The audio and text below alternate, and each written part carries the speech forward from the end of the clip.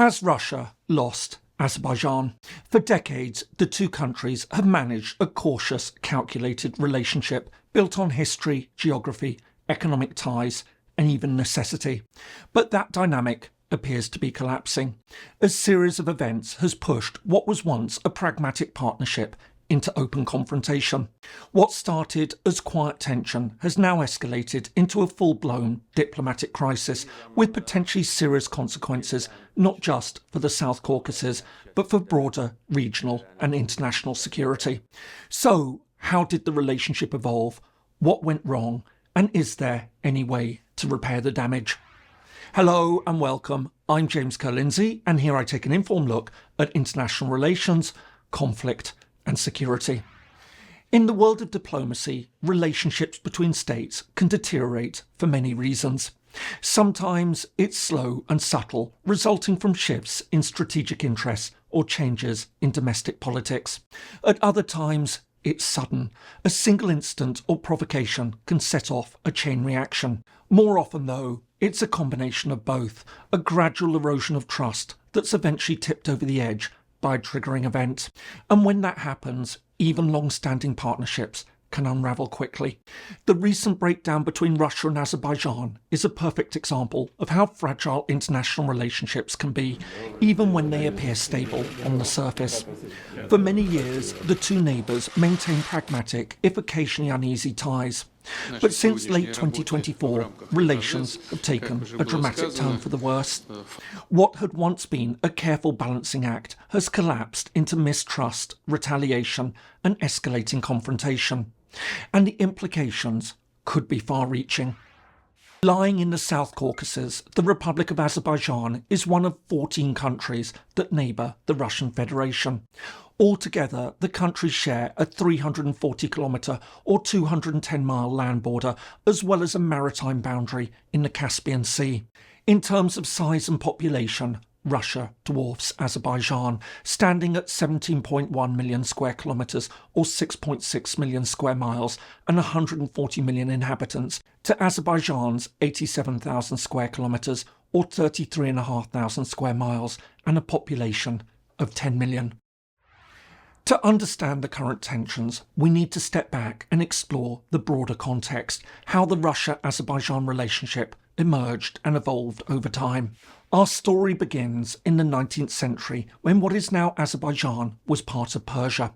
In the early 1800s, it was invaded and annexed by Imperial Russia. After a brief period of independence following the First World War a century later, Azerbaijan was then incorporated into the Soviet Union, becoming the Azerbaijani Soviet Socialist Republic. This lasted until 1991. With the collapse of the Soviet Union, it regained its independence, becoming a member of the United Nations as the Republic of Azerbaijan. At first, Azerbaijan maintained its ties with Moscow. In addition to joining the Commonwealth of Independent States, the CIS, a loose grouping of former Soviet republics, it also signed the Collective Security Treaty, becoming part of a Russia-led military pact. However, relations were soon strained by conflict. As the Soviet Union dissolved, the Nagorno-Karabakh region, a predominantly Armenian enclave within Azerbaijan, declared independence, supported by neighbouring Armenia. The subsequent war resulted in tens of thousands of deaths and saw Armenia occupy a fifth of Azerbaijani territory. Crucially, Azerbaijan accused Russia of supporting Armenia, both politically and militarily. As a result, Baku began looking west. In 1994, it joined NATO's Partnership for Peace programme alongside several other Soviet republics, including Ukraine, Moldova, Armenia, and even Russia itself. 5 years later, in 1999, Azerbaijan, along with Georgia and Uzbekistan, chose not to renew its membership of the Collective Security Treaty. Unlike countries that went on to join the Collective Security Treaty Organisation, the CSTO, which replaced the treaty, Azerbaijan charted a different course. It now began building closer ties with NATO, including by contributing troops to NATO missions in Kosovo and Afghanistan. Then, in 2005, it signed an individual partnership action plan with NATO. This formed the basis for defence reform and closer cooperation.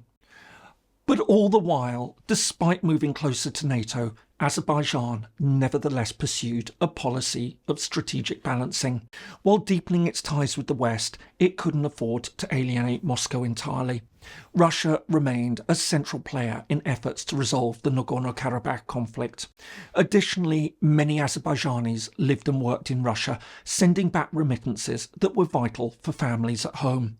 In short, Azerbaijan walked a careful line, seeking to diverse its partnerships without provoking its powerful northern neighbour.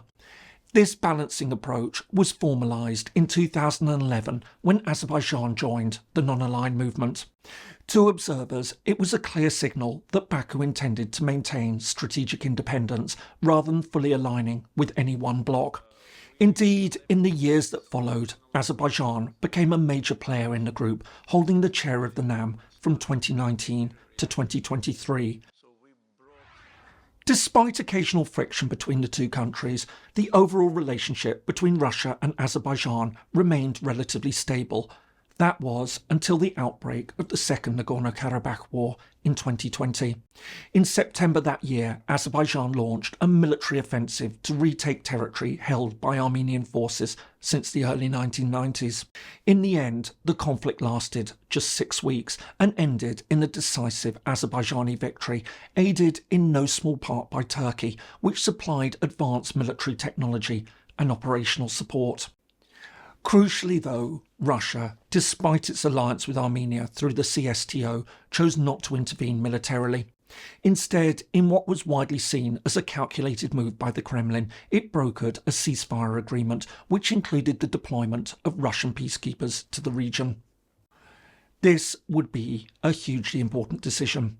By not backing Armenia too strongly, Russia kept a foot in both camps, thereby preserving its ties with Azerbaijan.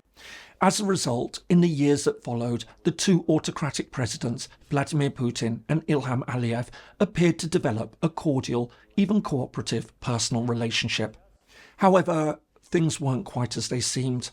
Behind the scenes, the tide was turning. I hope you're finding this helpful. If so, please give it a like and don't forget to subscribe if you haven't already. Thanks, and now back to the video. In September 2023, Azerbaijani forces swept past Russian peacekeepers and retook control of the remaining Armenian-held parts of Nagorno-Karabakh. Although Russia did nothing to stop them, from Baku's perspective, this marked the end of the conflict on their terms and with little thanks to Moscow. Gratitude instead went to Turkey, whose support had been crucial. The two countries, which had long shared close cultural, economic and political ties and had already signed a military cooperation agreement in 2021, now formed a de facto military alliance. Meanwhile, Azerbaijan was quietly edging closer to the West in other ways. While Baku remained cautious in its statements about Russia's invasion of Ukraine, it increased humanitarian aid to Kyiv, signalling growing support. At the same time, Azerbaijan deepened its ties with Israel, which had also helped it retake Nagorno-Karabakh. But yet, even as these shifts unfolded, Baku was careful not to alienate Russia openly. For instance, in August 2024, Aliyev even signalled interest in joining the BRICS, a Russia and China-led alternative to the West.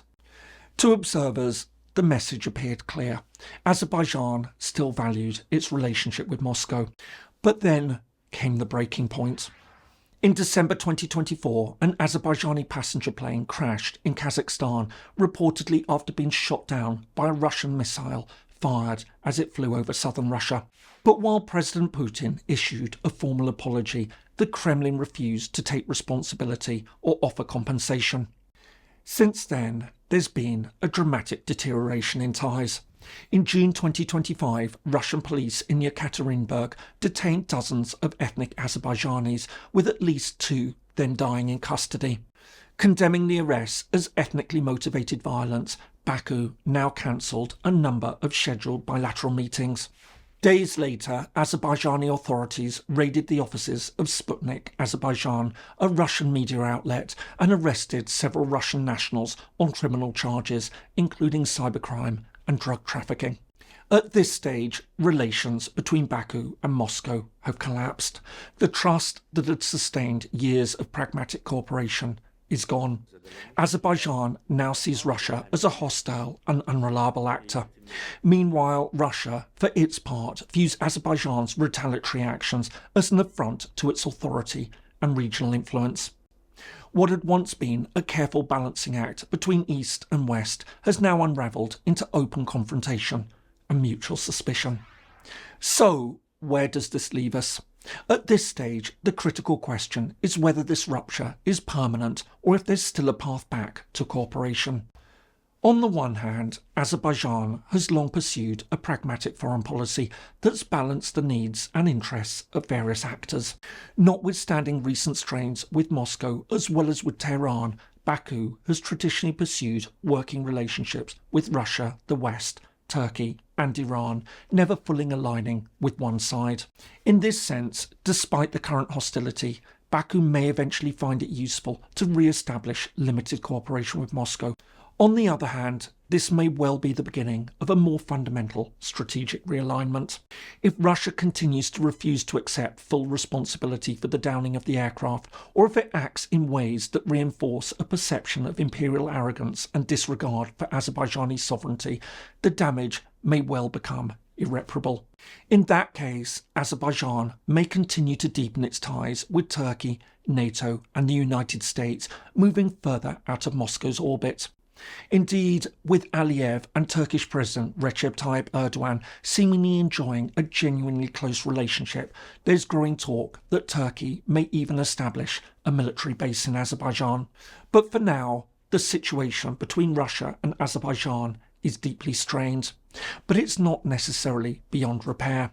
What happens next will depend on several factors: political will, public sentiment in both countries, and broader developments across the South Caucasus and the post-Soviet space. Will Putin reach out to Aliyev, or will Aliyev adopt a pragmatic stance moving forward? Ultimately, if this doesn't happen, the real question then becomes one of Azerbaijan's overall strategic direction. Will it continue to follow the policy of non-alignment, squeezed between Russia and its close partner Iran, or will it consider a far more radical move and instead lean fully towards the West, perhaps even considering a bid for NATO membership? While this seems unlikely to occur for various reasons, not least of all Azerbaijan's poor internal record on democracy and human rights, we're living in fast-moving and unpredictable times. In this regard, what happens next between Baku and Moscow could have far-reaching effects. I hope you found that helpful. If so, here are some more videos that you might like. Thanks so much for watching, and see you in the next one.